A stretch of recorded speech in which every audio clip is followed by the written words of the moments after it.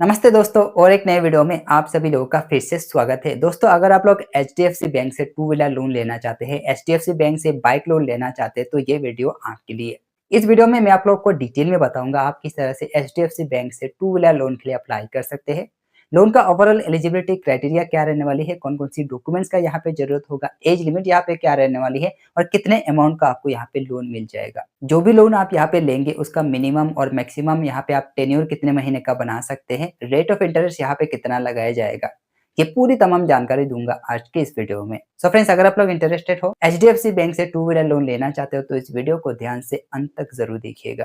तो चलिए गाइस, आज का वीडियो शुरू करते हैं। दोस्तों वीडियो शुरू करने से पहले एक रिक्वेस्ट है, अभी तक हमारे इस चैनल को सब्सक्राइब नहीं किया है तो जल्दी से सब्सक्राइब करके बेल आइकन जरूर दबा के रखिए। इस चैनल को अगर आप सब्सक्राइब करेंगे तो यहाँ पे आपको मिलेगा loan, credit card, banking related बहुत सारे जानकारी।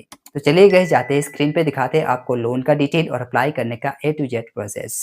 सो गाइस, अभी हम आ गए अपने स्क्रीन पे और यहाँ पे सबसे पहले हम बात करते हैं HDFC bank to wheeler loan की एलिजिबिलिटी क्राइटेरिया की। कौन कौन यहाँ पे एलिजिबल है, किसको किसको यहाँ पे लोन वगैरह मिल जाएगा। तो यहाँ पे लिखा हुआ है the following are eligible to apply for a two wheeler loan. सबसे पहले बात आती है इंडिविजुअल्स की। देखिए, अगर आप यहाँ पे सैलरीड इंडिविजुअल हो या फिर सेल्फ एम्प्लॉयड हो, आपको यहाँ पे लोन वगैरह मिल जाएगा। आप यहाँ पे पूरी तरह से एलिजिबल हो। एज की अगर हम बात करें, मिनिमम एज रहने वाली है 21 ईयर्स और मैक्सिमम रहने वाली है 65 ईयर्स। अगर आप यहाँ पे 21 से लेकर 65 के अंदर हो तो आप यहाँ पे पूरी तरह से एलिजिबल हो जाते हैं। आप यहाँ पे आराम से लोन वगैरह अप्लाई कर सकते हैं, आपको लोन वगैरह मिल जाएगा। मिनिमम मंथली इनकम की अगर हम बात करें, अगर आप महीने में सिर्फ और सिर्फ यहाँ पे 10,000 कमा रहे हैं तो आप यहाँ पे पूरी तरह से एलिजिबल हो जाते हैं टू व्हीलर लोन अप्लाई करने के लिए। उसके अलावा अगर हम यहाँ पे नॉन इंडिविजुअल की बात करें तो यहाँ पे देखिए, जैसे कि पार्टनरशिप फर्म हो गया, प्राइवेट लिमिटेड हो गया, उसके अलावा देखिए पब्लिक लिमिटेड कंपनी हो गया, इस तरह के सारे जो है वो इस लोन के लिए अप्लाई कर सकते हैं। ये तो हो गया आपका बेसिक एलिजिबिलिटी क्राइटेरिया। चलिए अभी हम देखते हैं यहाँ पे कौन-कौन सी चार्जेस और फीस आपको यहाँ पे भरना पड़ेगा। दोस्तों, फीस एंड चार्जेस में सबसे पहले हम बात करते हैं रेट ऑफ इंटरेस्ट की। तो यहाँ पे लिखा हुआ है फी, यहाँ पे लिखा हुआ है अमाउंट टू बी पेड, यानी कि कितना आपको यहाँ पे करना पड़ेगा। सबसे पहले यहाँ पे लिखा हुआ है रेक इंटरेस्ट रेट। अब ये रेक इंटरेस्ट रेट क्या होता है? देखो फ्रेंड्स, ये जो रेक इंटरेस्ट रेट होती है ना, वो ये होता है कि जो भी यहाँ पे लेंडर होगा तो यहाँ पे लेंडर जो है वो एचडीएफसी बैंक है। अब ये जो लेंडर है वो आपको यहाँ पे हाईएस्ट कितना रेट ऑफ इंटरेस्ट चार्ज करेगा, इसको कहते हैं रेक इंटरेस्ट रेट। तो यहाँ पे लिखा हुआ है स्टार्टिंग, तो यहाँ पे देखिए स्टार्ट हो जाता है आपका 14.5% से। डिपेंड करेगा आप यहाँ पे कौन सी व्हीकल लेने जा रहे हैं या फिर कौन सा स्कूटर लेने जा रहे हैं। साथ ही यहाँ पे आपका जो है क्रेडिट वर्थनेस क्या है, वो चीजें, इन सारी चीजों के ऊपर डिपेंड करके इससे ज्यादा भी हो सकता है। अब ये जो रेट ऑफ इंटरेस्ट होती है ना, ये बहुत सारे फैक्टर्स के ऊपर डिपेंड करता है। ये डिपेंड करता है आपका क्रेडिट स्कोर के ऊपर, आपका क्रेडिट हिस्ट्री के ऊपर, आपका इनकम के ऊपर, और भी काफी सारे फैक्टर्स होती है जिसके ऊपर डिपेंड करके ये रेट ऑफ इंटरेस्ट जो है वो लगाया जाता है। अगर आपका यहाँ पे अच्छा खासा क्रेडिट स्कोर है, आपने कहीं से भी लोन वगैरह लिया है, किसी भी तरह का डिफ़ॉल्ट नहीं किया है, आपका अच्छा खासा क्रेडिट स्कोर है, तो यहाँ पे आपको अच्छा खासा रेट ऑफ इंटरेस्ट में लोन वगैरह मिल जाएगा। गाइस देखिए, यहाँ से नहीं, आप कहीं से भी लोन लो, अगर आपका क्रेडिट स्कोर अच्छा रहता है ना, एक्सीलेंट रहता है, तो यहाँ पे आपको कहीं से भी लोन लेते हैं तो यहाँ पे आपको कम रेट ऑफ इंटरेस्ट में लोन वगैरह मिल जाता है। क्रेडिट स्कोर अच्छा होने का मतलब यही समझता है कि आप जो है एक रिस्पॉन्सिबल बोरोवर है, यानी कि जो भी आप लोन वगैरह लेते हैं वो आप अच्छी तरह से पे टू मतलब अच्छी तरह से चुका देते हैं। तो इसीलिए उन सारे कस्टमर्स को कम रेट ऑफ इंटरेस्ट में लोन वगैरह मिल जाता है। चलिए आगे बढ़ते हैं, हम देखते हैं यहाँ पे लोन प्रोसेसिंग फी क्या रहने वाली है। लोन प्रोसेसिंग फी रहने वाली है 2.5%। जितना भी आप लोन लेंगे, चाहे आप 50,000 लो या फिर 1 लाख लो या फिर 2 लाख लो, उसका यहाँ पे अप टू 2.5% आपको देना पड़ेगा एज लोन प्रोसेसिंग फी। अब यहाँ पे लिखा हुआ है अप टू 2.5%। यहाँ पे 1% भी हो सकता है, 1.25% भी हो सकता है, 2% भी हो सकता है। तो यहाँ पे 2.5 से ज़्यादा नहीं होगा, ये बता रहे हैं कि अप टू 2.5%। अगर देखिए यहाँ पे माइक्रो या फिर स्मॉल एंटरप्राइज होती है ना, तो यहाँ पे देखिए 5 लाख तक का अगर आप यहाँ पे लोन वगैरह लेते हैं तो उनके लिए यहाँ पे प्रोसेसिंग फी नहीं लगता है, लेकिन उससे पहले यहाँ पे बहुत सारे टर्म्स एंड कंडीशन वगैरह रहता है। स्टैम्प ड्यूटी और यहाँ पे अदर चार्जेस की अगर हम बात करें, जो भी यहाँ पे लॉ के हिसाब से होगा, अपने अपने स्टेट में जो भी लॉ के हिसाब से स्टैम्प ड्यूटी देना पड़ता है, वो चार्जेस यहाँ पे लगाया जाएगा। उसके बाद यहाँ पे लिखा हुआ है रजिस्ट्रेशन सर्टिफिकेट कलेक्शन फी। आरसी वगैरह बनाने के लिए आपको यहाँ पे देना पड़ेगा 885 रुपया, जो कि जीएसटी वगैरह इसमें ऐड हो जाएगा, अलग से आपको देने का कोई जरूरत नहीं होगा। आरटीओ की चार्जेस की अगर हम बात करें, डीटीओ चार्जेस की अगर हम बात करें, जो भी स्टेट में अपना जो आरटीओ है वो चार्ज लगाती है उतना ही यहाँ पे लगाया जाएगा। अब हम बात करते हैं, यहाँ पे लिखा हुआ है charges post loan disbursal. Loan disburse होने के बाद कौन कौन सी चार्जेस लगाया जा सकता है। यहाँ पे लिखा हुआ है फी, यहाँ पे लिखा हुआ है अमाउंट टू बी पेड, कितना आपको पे करना पड़ेगा। सबसे पहले यहाँ पे लिखा हुआ है डिलेड पेमेंट इंटरेस्ट चार्जेस। अब ये बहुत ही इंपॉर्टेंट चीज़ है, अगर आप इसको अवॉइड करेंगे तो बहुत ज़्यादा चार्जेस लग जाएगा। ये वो चीज़ है जैसे कि अगर आपका जो पेमेंट है 10 तारीख को आप पेमेंट करने वाले हैं, जो भी आपका ड्यू है ईएमआई है, वो आपको 10 तारीख को पे करना है। अगर आपने 10 तारीख को मिस कर दिया है और कुछ 25 या 26 तारीख को जाके अगर आप पे करते हैं, तो इसके बीच में जो भी जितना भी डे होगा, जितना भी दिन होगा, उसका आपको इंटरेस्ट यहाँ पे करना पड़ेगा। और जो भी पैसा यहाँ पे बनेगा कैलकुलेट करके वो आपके नेक्स्ट ईएमआई में ऐड हो जाएगा। अगर आप यहाँ पे लोन का अमाउंट जो है, लोन का ईएमआई जो है वो टाइम टू टाइम दे देते हैं तो इस तरह का चार्जेस से आप बच सकते हैं। उसके अलावा यहाँ पे लिखा हुआ है legal reposition and incidental charges. अब ये क्या होता है? ये बहुत ही लंबा चीज़ है गाइस, किसी और वीडियो में मैं ये और ये दोनों है ना, इसको मैं एक्सप्लेन करूँगा किसी और वीडियो में। लेकिन अभी के लिए समझ लो कि अगर आपका लोन वगैरह लेते हैं, आप गाड़ी वगैरह लेते हैं और ईएमआई दे नहीं पाते हैं, ईएमआई वगैरह आप फ़ॉल करते हैं, जिसके चलते आपको क्या करना पड़ता है कि जो गाड़ी है वो आपको बैंक को जाके सौंपना पड़ता है। अगर ऐसा सिचुएशन आ जाता है तो ऐसे सिचुएशन में कुछ इस तरह का चार्जेस लगाया जाता है। यहाँ पे लिखा हुआ है रीपेमेंट मोड चेंज चार्जेस। अब देखिए जो भी आप रीपेमेंट का मोड रखते हैं, चाहे वो चेक से हो या फिर एनएससीएच से क्लियर करवाना चाहते हो या फिर जो भी स्टैंडर्ड उसका जो प्रोसेसिंग होती है, जिस तरह से भी आप यहाँ पे करते हैं, उस चीज़ को अगर आप चेंज करना चाहते हैं तो यहाँ पे देना पड़ेगा आपको 500 रुपया। मान लीजिए अगर आप यहाँ पे चेक से पे करते हैं ना, अगर आप चेक को कैंसिल करवा के आप जो है मंथली मतलब एनएससीएच के द्वारा क्लियर करना चाहते हैं तो यहाँ पे उसके लिए चार्जेस देना पड़ेगा। उसके अलावा इंपॉर्टेंट चीज़ यहाँ पे लिखा हुआ है पेमेंट रिटर्न चार्जेस।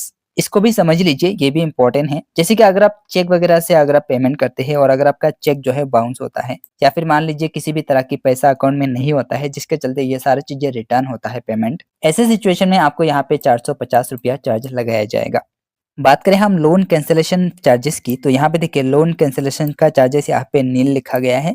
हालांकि यहाँ पे कुछ कंडीशन के तहत यहाँ पे नील लगाया गया है, हर एक को यहाँ पे फ्री में नहीं मिलेगा। जो एक्चुअल कैंसिलेशन फी होती है जो अदर कंपनी लेती है वो यहाँ पे लगाया नहीं जाता है। हालांकि यहाँ पे और भी काफी सारी चीजें लगाया जाएगा, बस आपको उतना अमाउंट आपको पे करना पड़ेगा। अब हम बात करते हैं प्री मैच्योर चार्जेस की। अगर आप लोन लेने के बाद मैच्योर होने से पहले लोन को क्लोज करना चाहते हैं तो यहाँ पे आपको चार्जेस देना पड़ेगा, जो कि हर कंपनी में देना पड़ता है। यहाँ पे लिखा हुआ है अप टू 24 मंथ्स। अगर आप पहला ईएमआई से लेके 24 ईएमआई के अंदर अगर आप क्लोज करना चाहते हैं तो टोटल जितना भी आपका प्रिंसिपल आउटस्टैंडिंग बचा हुआ रहेगा उसका आपको 5% देना पड़ेगा चार्जेस। उसके बाद आपका लोन यहाँ पे क्लोज हो जाएगा। 24 के बाद अगर आप यहाँ पे क्लोज करते हैं तो यहाँ पे आपको देना पड़ेगा 3%। जितना भी प्रिंसिपल बचा हुआ रहेगा उसका आपको 3% देना पड़ेगा, आपका लोन 100% क्लोज हो जाएगा। उसके अलावा अगर आप यहाँ पे देखिए माइक्रो और यहाँ पे स्मॉल एंटरप्राइजेस है, उसके लिए थोड़ा सा अलग कंडीशन यहाँ पे रखा गया है। अदर चार्जेस की अगर हम बात करें, यहाँ पे लिखा हुआ है फी, यहाँ पे लिखा हुआ है अमाउंट टू बी पेड, कितना आपको पे करना पड़ेगा। सबसे पहले यहाँ पे no due certificate. No due certificate अगर आप यहाँ पे लेते हैं तो उसका चार्जेस आपको देने का कोई जरूरत नहीं, फ्री में आपको मिल जाता है। डुप्लीकेट एनओसी अगर आप लेना चाहेंगे तो यहाँ पे आपको 250 रुपया पे करना पड़ेगा पर रिक्वेस्ट में। यानी कि अगर आप पहली बार करेंगे तो 250 रुपया, दूसरे बार करेंगे फिर से आपको 250 रुपया देना पड़ेगा। सिविल चार्जेस, अगर आप सिविल रिक्वेस्ट वगैरह देखना चाहते हैं, उसका अगर आप देखना चाहते हैं तो अगर आप रिक्वेस्ट करते हैं तो यहाँ पे आपको उसका 50 रुपया देना पड़ेगा, जैसे कि आपका जो सिविल स्कोर है वो देखना चाहते हैं। स्पेशल एनओसी चार्जेस जो है वहाँ पे आप देना पड़ेगा आपको 200 रुपया। उसके अलावा यहाँ पे लिखा हुआ है लोन जो है रीबुकिंग या फिर रीशेड्यूलमेंट चार्जेस। तो यहाँ पे रीशेड्यूल करते हो तो यहाँ पे आपको 400 रुपया देना पड़ेगा। तो ओवरऑल अगर हम देखें तो यहाँ पे बहुत सारे चार्जेस वगैरह लगाया जाता है।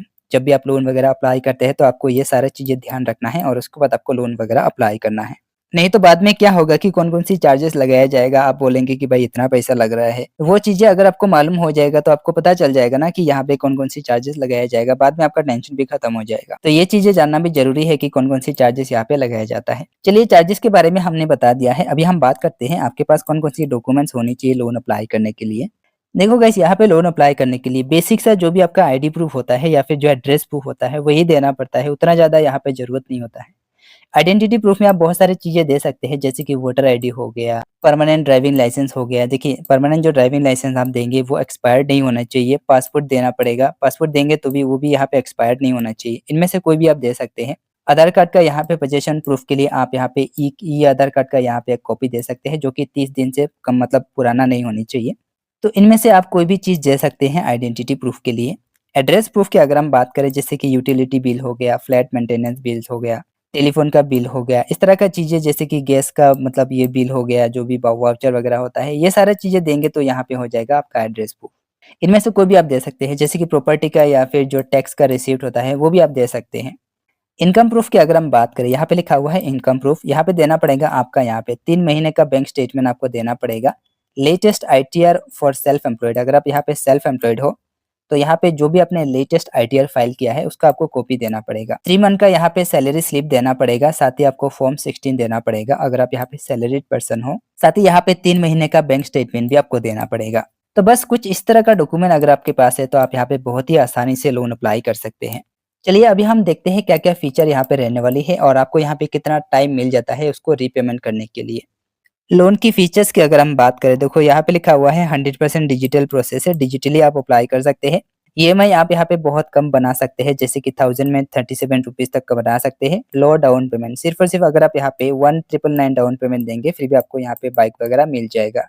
लोन अमाउंट की अगर हम बात करें तो यहाँ पे लिखा हुआ है get up to 100% finance if you are an HDFC bank account holder. अगर आप यहाँ पे एचडीएफसी बैंक अकाउंट होल्डर हो, यानी कि आपका अकाउंट जो है वो एचडीएफसी बैंक में है, तो यहाँ पे आपको 100% तक आपको मिल जाएगा। यहाँ पे कुछ टर्म्स एंड कंडीशन रहता है, लेकिन यहाँ पे मैक्सिमम आपको लोन अमाउंट मिल जाएगा जो भी आप बाइक वगैरह लेंगे या फिर स्कूटर लेंगे। फ्लेक्सिबल रीपेमेंट का आपको यहाँ पे देखने को मिलता है, जैसे कि जो भी आप यहाँ पे लोन लेंगे उसको चुकाने के लिए आपको यहाँ पे मिल जाता है 12 महीने से लेके 48 महीने तक का टाइम। आप यहाँ पे आराम से अपने हिसाब से ईएमआई बनवा सकते हैं। लेकिन एक चीज़ यहाँ पे बताना चाहता हूँ, यहाँ पे जितना लंबा आप ईएमआई बनाएँगे उतना आपका लॉस होगा। क्यों लॉस होगा? क्योंकि जितना लॉन्ग टेन्योर बनाते हैं उसमें ज़्यादा इंटरेस्ट पे करना पड़ता है। इसमें 2 चीज़ है, एक तो नेगेटिव चीज़ है, एक पॉजिटिव चीज़ है। नेगेटिव चीज़ ये है कि अगर आप यहाँ पे मतलब कम शॉर्ट टाइम के लिए टेन्योर बनाते हैं तो यहाँ पे आपका ईएमआई जो होगा ना, मंथली ईएमआई, वो बहुत ज़्यादा आ जाएगा। और अगर आप यहाँ पे लॉन्ग टाइम के लिए बनाते हैं तो यहाँ पे ईएमआई तो कम हो जाएगा मंथली, लेकिन आपको इंटरेस्ट ज़्यादा पे करना पड़ेगा। तो जब भी आप लोन वगैरह लेते हैं ये सारी चीज़ें आपको ध्यान रखना है और उसके बाद आपको ईएमआई बनवाना है। अगर आपको रीपेमेंट करने में दिक्कत होता है, आप ज़्यादा रीपेमेंट नहीं कर पाते हैं, तो आप यहाँ पे लॉन्ग टेन्योर के लिए बना सकते हैं ताकि आपका जो ईएमआई है वो स्मूथली चले, आपको किसी भी तरह का दिक्कत ना हो। कॉम्पिटिटिव रेट ऑफ इंटरेस्ट आपको यहाँ पे देखने को मिल जाता है। देखिए अगर आप यहाँ पे लोन वगैरह लेंगे तो यहाँ पे रेट ऑफ इंटरेस्ट उस हिसाब से लगाया जाएगा जो भी अगला कंपनी, जैसे कि दूसरा कंपनी में लगाया जाता है ना, तो यहाँ पे आप जो है लगभग 4800 रुपया बचा सकते हैं, यानी कि इसके हिसाब से मतलब दूसरे कंपनी के हिसाब से आपको रेट ऑफ इंटरेस्ट यहाँ पे कम देना पड़ेगा। इसका पीछे भी यहाँ पे थोड़ा बहुत कंडीशन रह सकता है। क्विक लोन आपको यहाँ पे देखने को मिलता है, लोन अप्लाई करने के साथ-साथ यहाँ पे उतना ज़्यादा लेट नहीं होता है, बहुत जल्दी आपका लोन जो है वो अप्रूव हो जाता है। तो ये रहा आपका ओवरऑल एलिजिबिलिटी क्राइटेरिया और सारे रिक्वायरमेंट्स, मैंने आप लोग को सारी चीज़ें डिटेल में समझा दिया है। अगर आपको ये वीडियो थोड़ा-सा अच्छा लगा है, इन्फॉर्मेटिव लगा है, तो इस वीडियो को जाते-जाते एक लाइक ज़रूर कर लीजिएगा और किसी एक फ्रेंड के साथ इस वीडियो को ज़रूर शेयर कीजिएगा। अगर आपको लोन वगैरह नहीं लेना है, कोई और अगर लोन वगैरह लेना चाहते हैं तो उन तक ये वीडियो पहुँचा दीजिएगा। अगर उनको जानकारी नहीं होगा तो कुछ ना कुछ यहाँ से सीखने को ज़रूर मिलेगा। सो गाइस आज के लिए बस इतना ही, मिलते हैं अगले वीडियो में।